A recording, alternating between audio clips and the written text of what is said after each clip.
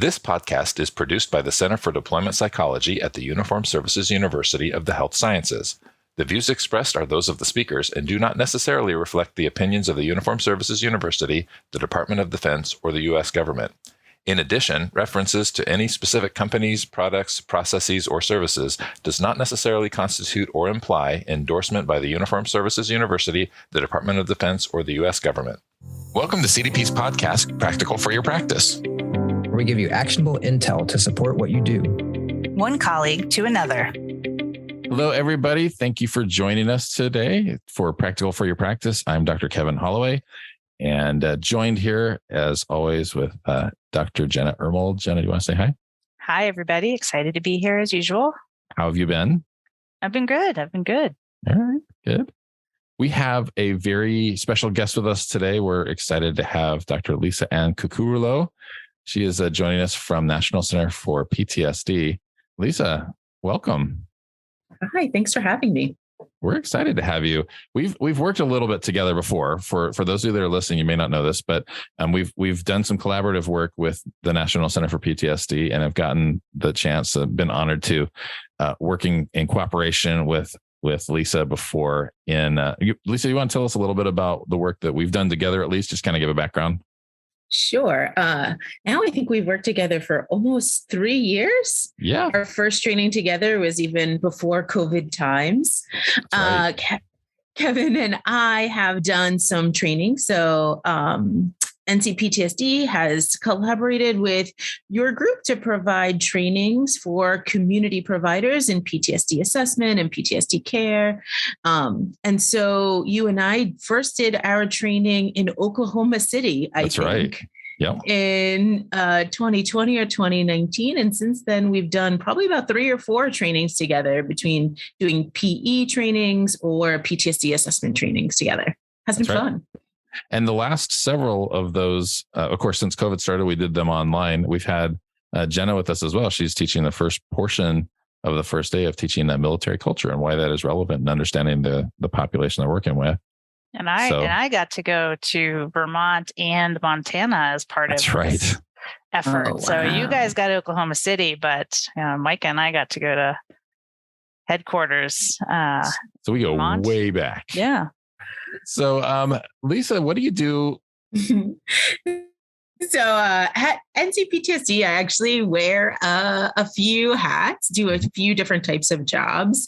One is our consultation program, which through our NCPTSD consultation program is how I work with you all. Mm-hmm. But for the most part on the day-to-day, the consultation program is just being really great colleagues to providers who treat veterans with PTSD. And so they ask for some consultation on their case, whether that's about diagnostics, or maybe they're getting stuck somewhere in their treatment, or even just want some information about PTSD. And I chat with colleagues and talk about PTSD, talk about their cases, and help connect them to good information. The other hat I wear is our PTSD mentor program, which is really something that is focused on VA care. And what we do there is help PTSD specialists and PTSD teams, support them in the administrative work of running a PTSD team at the VA. And sort of, if the consultation is the clinical side, the mentor program is sort of the administrative side of doing PTSD work. And then a small part of my time is teaching and consulting in a formal training program for prolonged exposure. And so that's sort of what my, 40 hours a week typically consists of at NCPTSD. I was starting to count. That sounds like an awful lot more than 40 hours a week. Well, I mean, yeah, luckily I get to really love my job and work with providers. So when a couple extra hours sneak in, I let the government have it for free. Absolutely.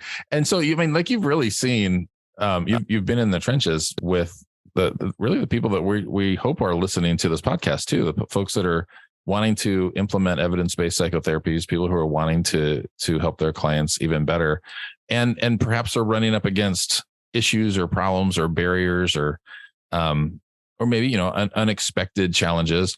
And I imagine it sounds to me like that's what you do all day long, is work with folks that are doing exactly that. yeah, that is the type of work that I get to do every day. That's the sort of fun part, is that I get to help people with the clinical and administrative barriers that might influence their ability to do their best work with their patients. And I came to this job because that was some of the problems that I was experiencing when I was a VA clinician. I wanted to be able to provide evidence-based treatment and best practices. And sometimes that was difficult because there's always some barriers to doing that work. So right. I really love doing this job because it's like helping my younger professional self. That's great. It's like a redo.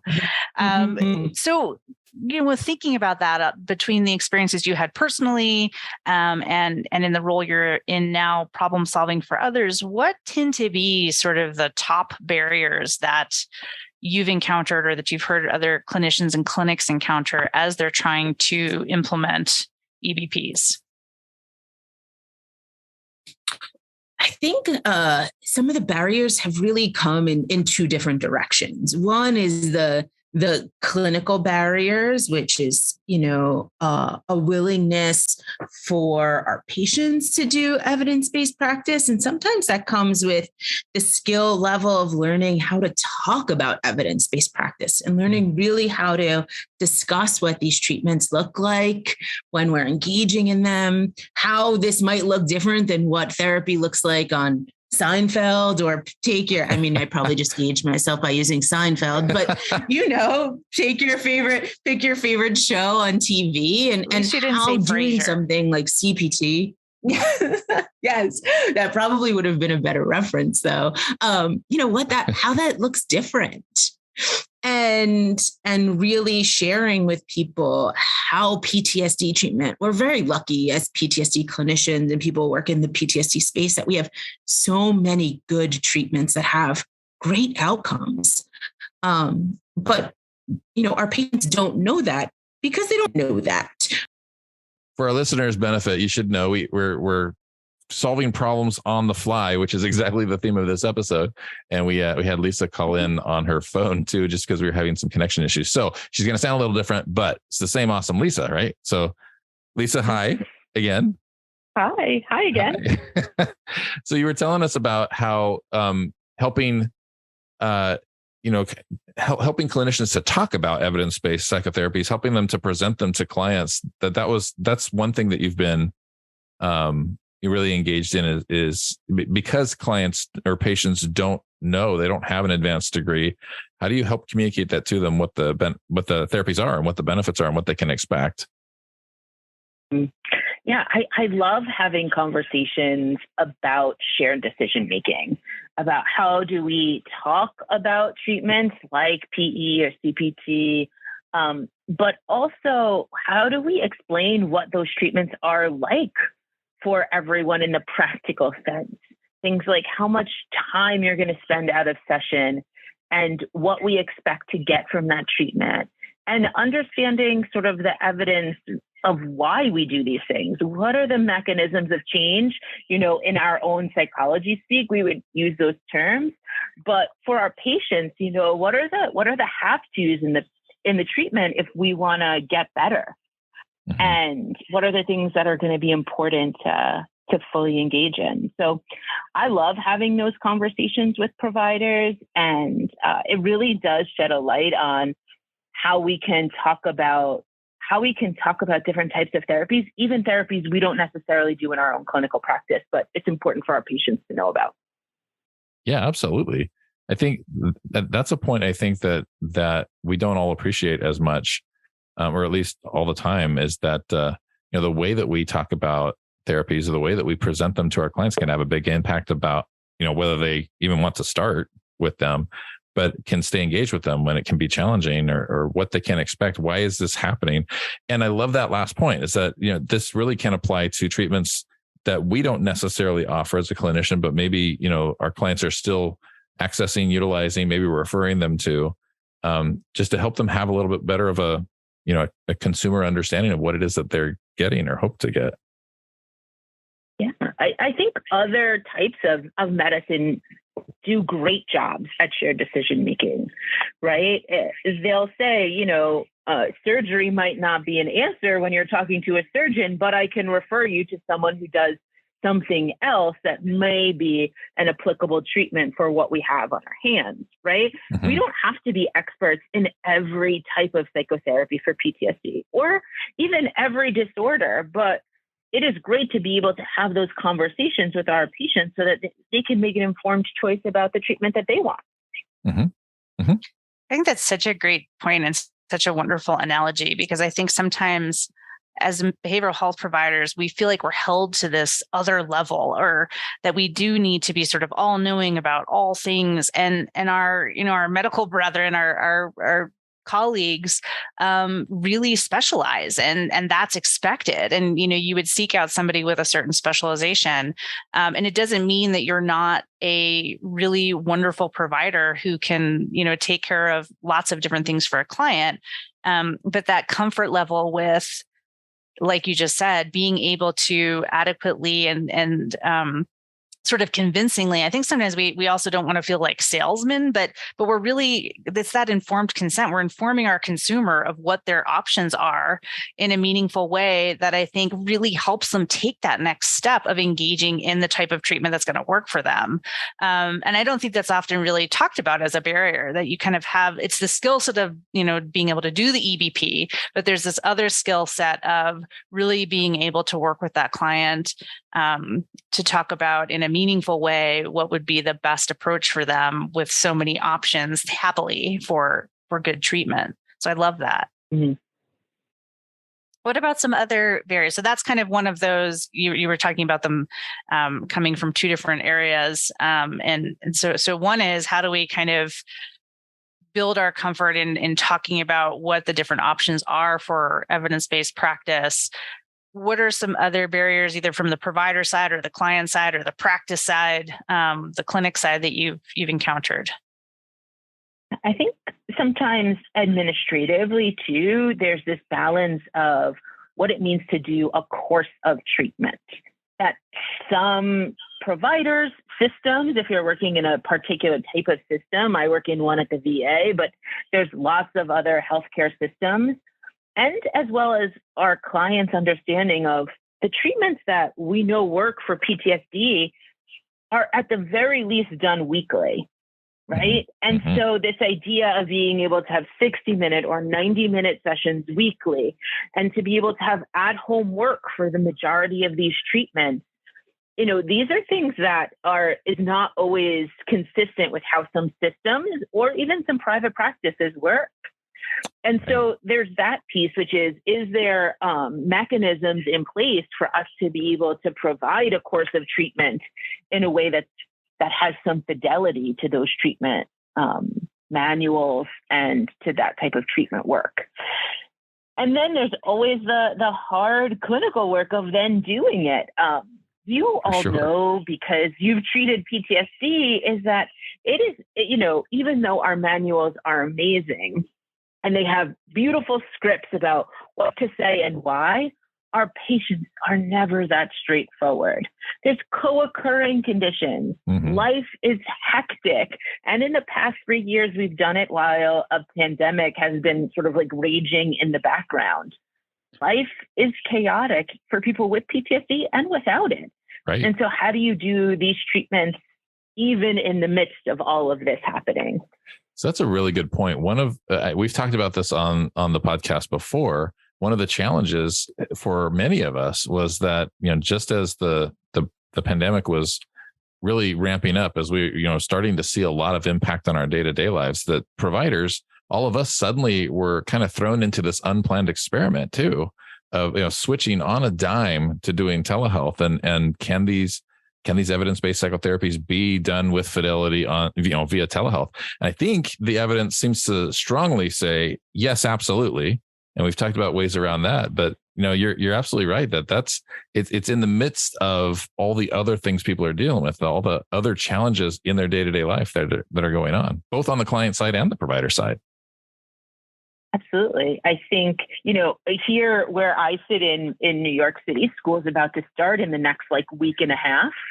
And to think about, when I was doing clinical work every day, some of the things when school was starting, to know that it was going to be really hard for my patients to consistently do their at-home work while school is starting. You have to go to Staples at least 5 times that week to make sure everyone has all their supplies, right? You have 3.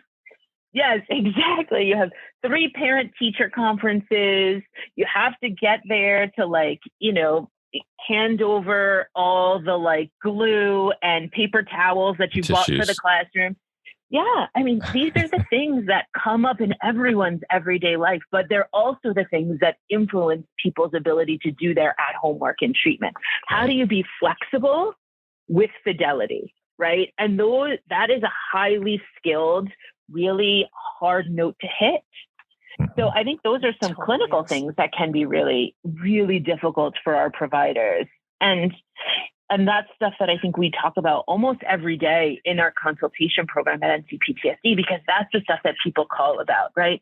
Never that straightforward patient, because we have good manuals and we've been well trained, but it's the what now? This is happening. What do I do now? Absolutely. And that's where good consultation comes in. And I think it comes from a good place, especially for, and Kevin and I both teach PE as well. For our newer PE providers, they're earnest, right? They want to do it, per the protocol and be true to the protocol, or hopefully that's the case. And I think we see that in consultation. And we always say good clinician first, good PE clinician second. Your clinical decision-making and your, all those skills that you have about alliance and rapport and kind of basic humanness doesn't go out the window because you're doing an EBP.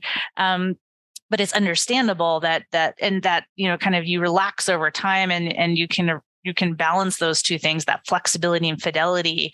But when I think initially when people are first trained, they're really wanting to make sure there's fidelity to what they're doing. And so it is great. We certainly see that in consultation as well. And it's wonderful that that's coming up in your consultation too. And at some point, we do want to make sure that what we'll do is link the information about your consultation service, because I know it's really kind of open to anybody treating, correct? And maybe we'll cover that now.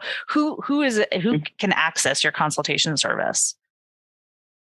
So any provider who is treating veterans with PTSD is able to call our service. And then in times when there's sort of some sort of national emergency or highly big event, we open the doors a bit wider. So during the height of COVID, we still take calls related to COVID-related treatments. Also things like when there are huge national fires or mass violence events, we take consultation related to those events also. That's great. We'll make sure we add that number in our show notes so folks can have access to that. But I think consultation is it can, it's time out of a clinician's day, but it's so worth it to be able to get that support as one is really figuring out this flexible fidelity approach. So that's great. I imagine, Lisa, that you've encountered some very interesting situations before, probably have some fantastic stories to tell.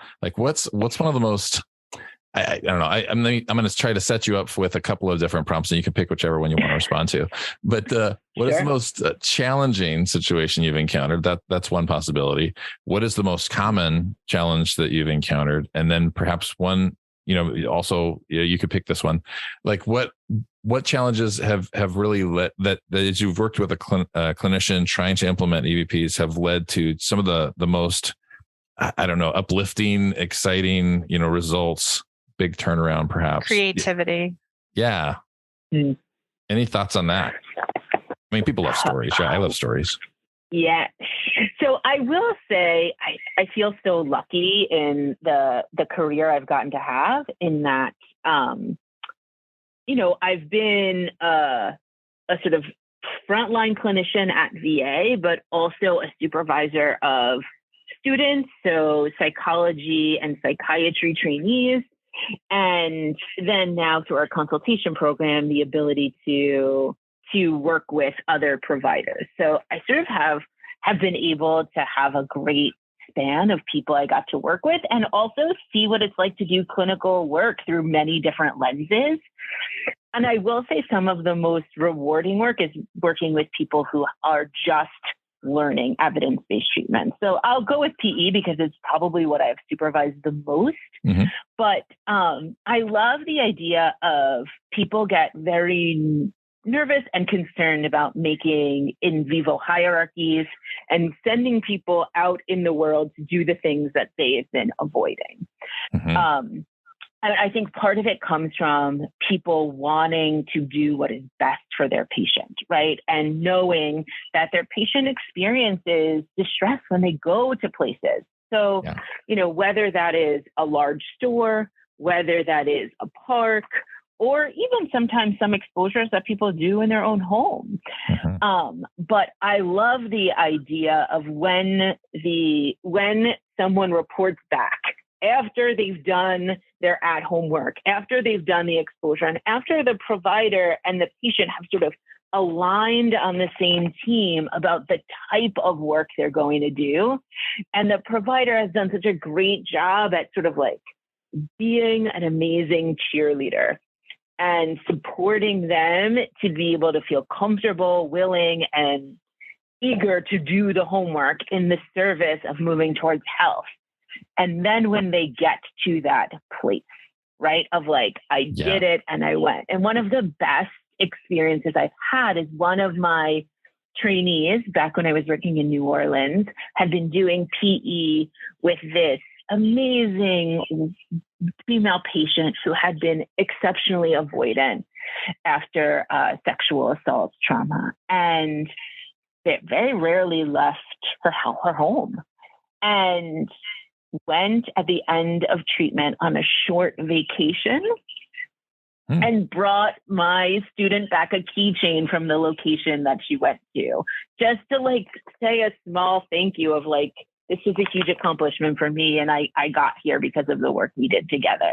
That is so and cool. It was just so touching, and I still keep in touch with that student, and I know he still has the keychain because it's like such a great reminder for him too of this idea of like, this is all done in the service to reach a big goal, and here's like a very physical reminder that people are reaching these big goals all the time. Really getting their lives back. Mm-hmm. Yeah, it's amazing. That's really cool. And it's interesting too, because I know, as let me say that again. I know as we've taught together PE, as Jenna and I have taught PE together, and I mean, just all of us have taught this. This is stuff we cover. We talk about that in workshops. We talk about practical ways to help people do things, but we can't cover all the possibilities, right? And that's what consultation is so useful for, is like bringing in a very specific situation with the very specific barriers, the very specific things that are getting in the way, and getting to problem solve together, coming up with things that are consistent with the underlying theory of whatever EBP it is that you're talking about, that helps that client make that progress move along a little bit more towards their goals. I know we've also talked about consultation on the podcast before, but man, what a great opportunity to get some expert input. When you're experiencing some of these really specific, very individualized challenges, and to come out the other side with some ideas and plans to help your client move forward. Oh, for sure. And I love taking the calls and meeting with new providers, because it also just expands your sort of clinical family, right? Who are the people who you're going to have conversations with and now feel comfortable coming to you in the future with, whether it's a clinical issue, administrative issue, even just some support or chat. So many providers, whether they're in VA or out, work in a silo sometimes, especially if you're working at a more community or rural-based clinic. To be able to know you have a colleague who's going to sort of answer that email or make time in their schedule to have a chat with you, that's a big deal. definitely never worry alone. I mean, we, and Kevin and I feel really lucky that, sometimes we joke like we learn as much as our consultees do, kind of thinking through and muddling through and problem solving together, and the creativity that comes from some of the other folks we consult with on the call is really helps all of us grow. It really, every new encounter we have is an opportunity for growth. And I think, a myth that I definitely hope we can bust today too is the whole point of consultation is it's totally fine to be imperfect, and it's expected. None of us can engage in any of these psychotherapies and have it run smoothly each and every time. Right. And it's expected that there's going to be bumps. And it's so much more fun to navigate that with colleagues and people who maybe have a little more experience or a different perspective. So that's another thing that I always feel like consultation can feel, very stiff, and that one needs to come and present things perfectly or have all the answers. And the whole point of it is to say, things aren't going so well, or I'm kind of confused on this part. And having these colleagues who are so excited to help bolster that part of your practice. I wonder how many of us did that, as students, as trainees, right? We go to supervision or consultation, and we think we have to say it just the right way, and we have to prove to everybody in that room that we already knew what we needed to do. We already had it all figured out. And we're already perfect at this. Mm-hmm. And man, how much better it is, or how much more effective and helpful is it to be able to go in there and feel okay, comfortable saying, I don't know what I'm going to do next. This really client stuck. Yeah. I'm really stuck, or I maybe feel like I made a mess of something and they need some help.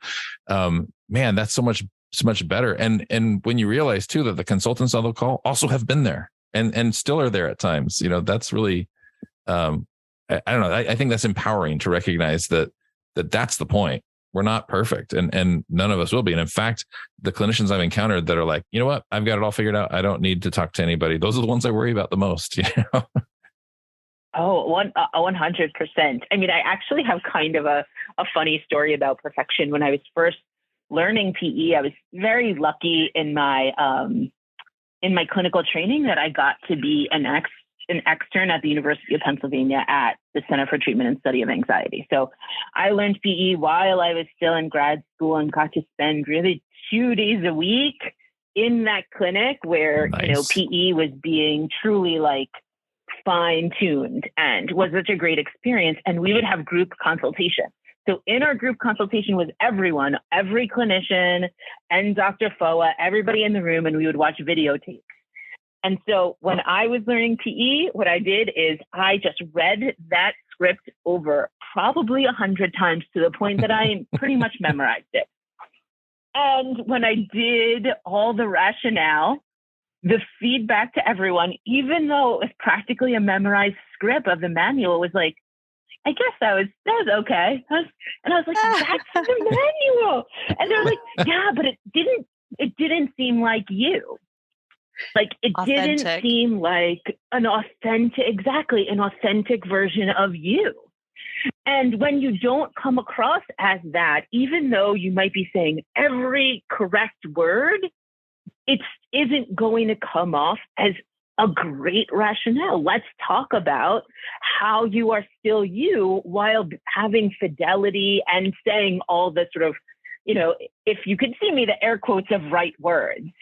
And right. I think part of that is giving people permission to do that too. That perfection isn't just reading the script. Perfection is, how do you impart all the important parts of the rationale or the mechanism of how a treatment works to the person that's in front of you. And that perfect version of treatment might look different than the patient you have next, who's sitting Absolutely. in front of you, who might need it explained a different way. It's like PE with personality. We need to add a segment in our slide deck. Seriously, adding the personality to PE. I think of that as like another metaphor too, that I think about a lot. It's that, kind of that perfection versus the imperfections being important. I saw it was just a documentary the other day just about the, advancement of AI in lots of different things, artificial intelligence and many different things. And we've been able to, with technology for a long time, produce technology that can play music, let's say, perfectly, right? All the exactly right notes at the exact right timings with the exact right volumes.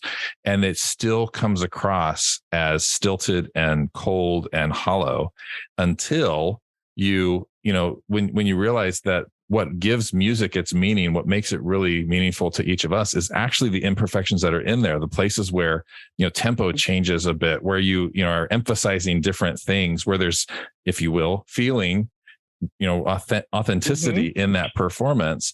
And that's a difference between the machine doing it and a person, a human, an artist doing it. And I think there's a similar kind of application here to any of our evidence-based psychotherapies. You can do them perfect by the book, word for word, say the right things at the right pace and, in the right order. And it's still kind of got that cold, hollow feel to it until you add that expression, that authentic expression to that structure.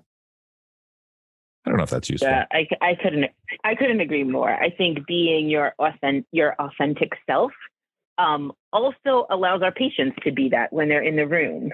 Totally. Right. And they recognize that things don't have to be rigid or as formal. PTSD treatment can be hard, and people are telling us hard, difficult things, the worst experience of their life. And the more personable you can be, the best version of yourself you can be with them, the more willing they're going to be to share these experiences in a very truthful and heartfelt way with you. Right. And I think if we could do all of that, right? Be your authentic self, be open to the experience of your patient, be open to how they want to share their trauma with you, and be faithful to the treatment. I mean, what a winning equation. Absolutely. Man, we've talked about so many things today. Thank you so much for being here. And I hope this isn't the last time we talk. I mean, there's so much to unpack. But I loved it. I always love chatting with you. So I'm happy to come back and chat some more. Well, good. So, I mean, we're going to continue to work together in other ways too. And so hopefully we'll be able to come back and talk some more. So like you said, you've thrown out a lot of great, barriers that you've encountered, solutions and things. But I wonder, on the podcast here, we always end with something we call actionable intel, kind of a couple of points of suggestion, tips, things that any of our listeners can apply practically to their work to improve their offering of evidence-based psychotherapies or the way that they are doing them. Any thoughts on that? What kind of tips for actionable intel do you have for our listeners? So I would say if we went with some of the shared decision-making stuff that we discussed earlier, I would encourage people, the National Center for PTSD has a decision aid that can help you learn a little bit about some treatments for PTSD, but also give you some great talking points when you want to discuss these treatments with patients, as well as some videos that you can use in your session about people's experience of doing these treatments. And I think those can be really helpful as you're sort of flexing that muscle of shared decision-making and learning about it a bit more, can be really helpful to have that guide. So I would say check that out. And the other thing to think about is to think about what are ways in which you can think about with your patients that maybe there has been some rigidity on any sort of manualized treatments. What are ways to flex those treatments in ways that can be helpful with your patients? And we have some trainings related to that at the National Center in our lecture series and in our continuing education. So feel free to take a look at those if you feel like that's something that maybe that flexibility has been a struggle in your clinical practice. That's fantastic. I wanted to mention too, before we wrapped up, we're going to put this in our show notes as well, but accessing the NCPTSD consultation line, there's a phone number. It's 866-948-7880. Is that right? Mm-hmm. Or they can email ptsdconsult@va.gov. And then many of the resources that Lisa just mentioned are available on the National Center for PTSD's website. That is www.ptsd.va.gov. G-O-V. Lots and lots of really fantastic resources there to support clinicians, supporting clients, patients as well. just really fantastic. Would recommend anybody that works with clients with PTSD, go take advantage of those resources there. And I'll just put a quick plug too. Really the first step is get trained, right? So for sure, we want to make sure that people know that one of CDP's main missions and efforts is to provide very low cost, high quality training in prolonged exposure, CPT, when we have a host of other ones as well. But if we're kind of sticking with the PTSD realm, that anybody can access. So you don't have to be in VA or DOD. If you are in VA or DOD, you can come too. So it's open to anybody. And we hope that you'll check out our upcoming training page as well. If you just want to get trained, first step is get trained in the EBP, and then you can kind of follow all the rest of it as well. And we hope that folks check out. Go ahead.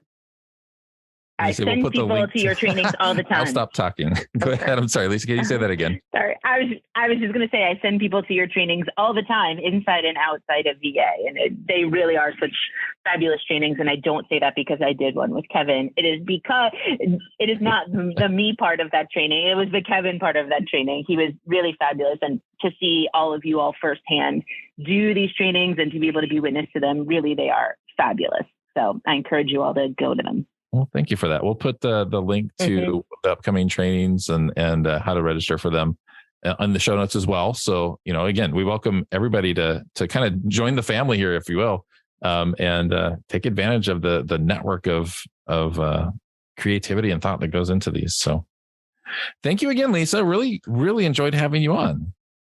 Mm-hmm. Thanks for having me. Yeah, we look forward to talking again. Jenna, any closing thoughts? Just again, it was great speaking with you. We love collaborating with you, and we hope everyone circles back for our next episode. So thanks for listening. Yep. Thanks, everybody. Thanks for listening to Practical for Your Practice. Please feel free to subscribe, rate, and join in on the conversation in the comments. Until next time.